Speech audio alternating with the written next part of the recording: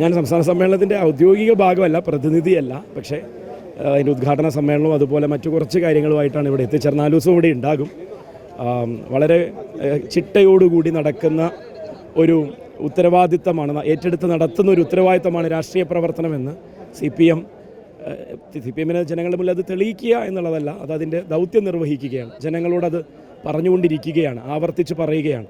3 വർഷം കൂടുമ്പോഴുള്ള ഈ ഉത്തരവാദിത്തത്തെ നിറവേറ്റുന്ന ഈ പ്രസ്ഥാനത്തെ ജനങ്ങളും വിലയിരുത്തുകയാണ്. അപ്പോൾ അതുകൊണ്ട് തന്നെ ജനങ്ങളെ കേട്ട്, ബ്രാഞ്ച് മുതൽ ജില്ലാ സമ്മേളനങ്ങൾ വരെയുള്ള സമ്മേളനങ്ങളിൽ ജനങ്ങളെ കേട്ട്, ഒടുവിൽ ഇവിടെയും പ്രതിനിധികളായി എത്തുന്നവരെ ഒരിക്കൽ കൂടി കേട്ട് ഇതിൻ്റെ നയരൂപീകരണത്തിലേക്ക് കടക്കുകയാണ്. ഈ രാഷ്ട്രീയത്തെ, ഈ മാറ്റത്തെ, കേരളം എങ്ങനെയാണ് മാറുന്നത് എന്നുള്ളതിൻ്റെ, നവകേരള നിർമ്മിതി എങ്ങനെയാണ് സംഭവിക്കുന്നത്, ഇനി എങ്ങനെയാണത് ത്വരിതപ്പെടുത്താൻ പോകുന്നത് എന്നുള്ളതിൻ്റെയൊക്കെ വലിയ പ്രഖ്യാപനങ്ങളും അതിൻ്റെ കാഴ്ചപ്പാടുകളുമാണ് ഇവിടെ ചർച്ച ചെയ്യുന്നത്. അതാണ് ഒരു രാഷ്ട്രീയ പ്രസ്ഥാനത്തിൻ്റെ ദൗത്യം. അങ്ങനെയൊക്കെ നിങ്ങളുടെ തെറ്റിദ്ധാരണ പറയുന്നതാണെന്നാണ് എൻ്റെ എനിക്കുള്ള പരിമിതമായ അനുഭവം പറയുകയാണ്. അങ്ങനെയല്ല, ആളുകൾക്ക് പറയാനുള്ള അവസരത്തിനാണല്ലോ പ്രതിനിധി സമ്മേളനം എന്ന് പറയുന്നത്.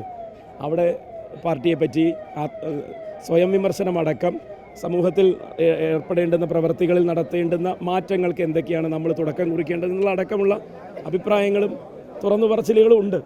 അതിൽ കൂടുതൽ എന്താണ്? അങ്ങനെയല്ല പറഞ്ഞത് കൃത്യമായി മനസ്സിലാക്കുക.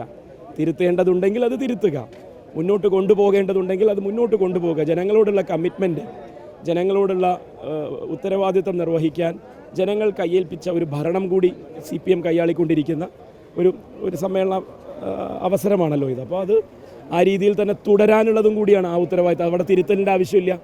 അപ്പോൾ എവിടെയാണോ ഏതെങ്കിലും തരത്തിൽ മാറ്റങ്ങൾ വേണ്ടത് അത് കൊണ്ടുവരും. അത് ഇതിൻ്റെ ഭാഗമാണ്. അതിനെ ഒരിക്കലും വേറെ രീതിയിൽ വ്യാഖ്യാനിക്കേണ്ട ആവശ്യമില്ല.